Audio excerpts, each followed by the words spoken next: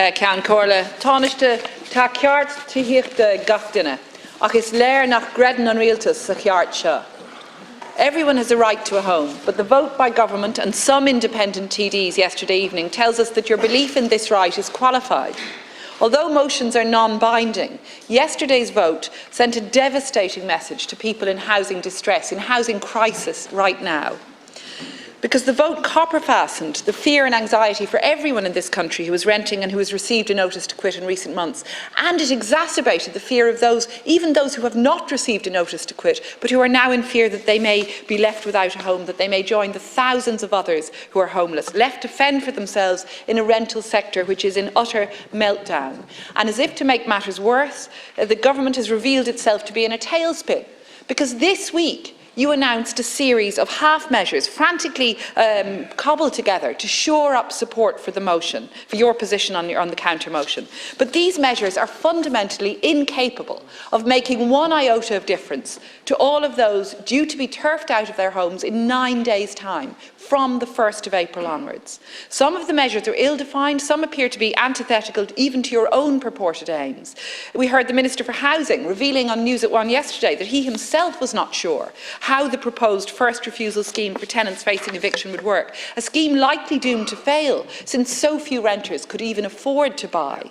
And we saw in the Irish Times yesterday reports that Minister Mary Butler has expressed real concerns about the government plans, only plans at this stage, to allow people in nursing homes to keep 100% of the rental income from their homes. It seems she was not told in advance of this plan, despite being the relevant minister, and that she's disappointed with the decision, which she thinks will, and indeed may, very likely, prematurely drive people into nursing homes, a result entirely contrary to your own programme for government aims.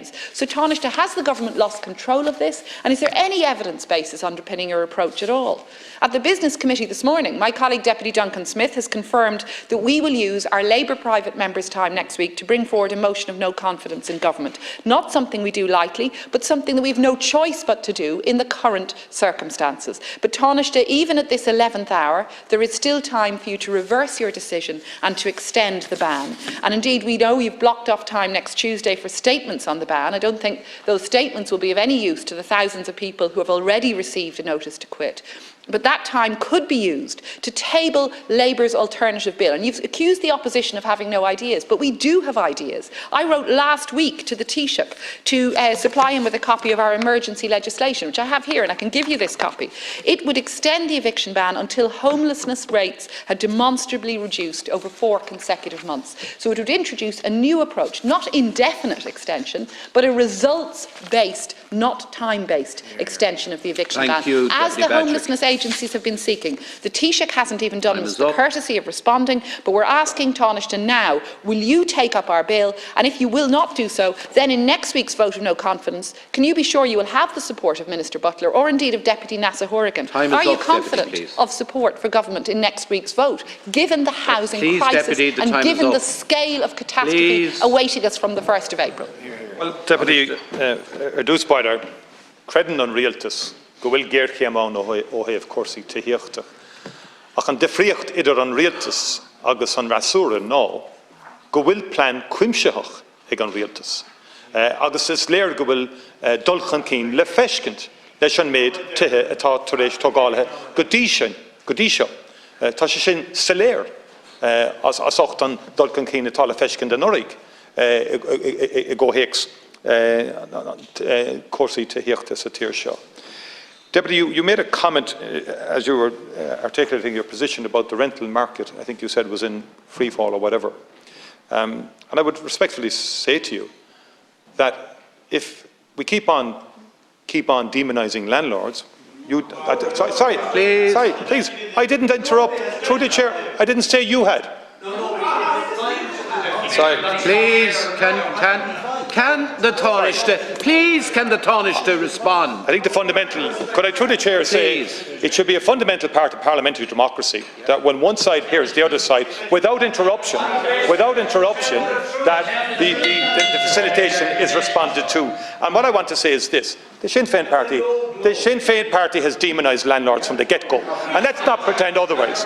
But no, that's the bottom line. But if I may say the following: the easiest thing to do is to call for rent freezes, is to call for bans, is to call for indefinite bans. What impact do you think that is going to have on the rental market? That's my point. If you indefinitely extend an eviction ban, you undermine the market. We know from already there are people leaving the rental side. The figures are clearly there. There was 21,000 home sales last year involving landlords selling their property. 7,500 were bought by landlords. That means a net loss of 13,500 in the rental stock. Now, what you are proposing, Deputy, I would respectfully suggest, is adding to the insecurity, adding to the lack of certainty around that. What we need to do is retain those who are renting out their homes at the moment in the rental market, and we need to attract new people in with properties to rent, to increase the supply. The point is, what the opposition are looking for, in our considered opinion, would damage supply, would exacerbate the situation. That is the fundamental point here. There's no one cruel here in this House. No one has a monopoly of empathy. Everybody here wants to do the right thing in terms of making sure that people are not made homeless, and that we do as well. And okay, people will make all of the political stuff that you have to listen to from time to time.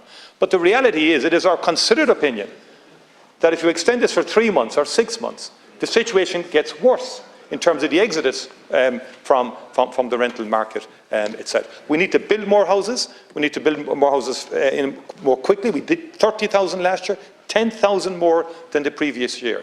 And even during the last eviction, but up to 7,000 houses were completed, and significant addition leasing and so on like that. Deputy Bacik. Well, Tánaiste ar dús níl plan agat. You don't have a plan. You don't have a plan for what will follow for people who are facing homelessness from 1st of April. What you presented this week was a series of lastminute.com measures, cobbled together measures which have no hope of meeting the real needs of households facing homelessness from 1st of April. None of us are demonising landlords. We're conscious that landlords, small landlords, are bearing the brunt of government failure to ensure adequate supply of homes for people. And we are not just calling for an extension of the ban. On the 9th of February, we in Labour put forward a series of 8 emergency measures that we called on government to undertake during the duration of a ban to ensure that when the ban was lifted, that there would be sufficient homes there to enable people to move on if they were evicted from their current homes. The reality is Tánaiste, that you've had no plan in place, that your government counter-motion this week refers to a series of measures you plan to rapidly introduce. But why weren't these measures introduced during the duration of the ban itself? Why didn't you engage in modelling? You have no evidence base on the basis of which you are lifting the ban. And I want to finally, Tánaiste, to put to you a question which my colleague Deputy Jed Nash tried to put yesterday evening. How much does it cost you and your government colleagues to buy the votes of some independent TDs in order to evict thousands of people from their homes? This is at a very high cost to the many renters now facing a cliff edge. Sorry, during the time of this current ban, 7,000 social houses were completed, 600 leased, 500 bought, 1,500 voids returned to use, 500 emergency beds, and 150 cold weather beds provided. So this myth that's been purported that nothing was done, it's a myth. A lot was done. And the point is, during the duration of any ban, and all of you seem to accept that it can't be indefinite, but of course that's a dishonest position, if I may say so, because what will happen every 6 months is the same row will happen, and you'll want it extended again. We saw that with Sinn Féin. I saw that with Sinn Féin. 2 weeks ago was 21st or 31st of December. Now it's the 31st of January. Does anyone believe in the opposition that you would actually extend it in 6 months' time? Or not, abolish it?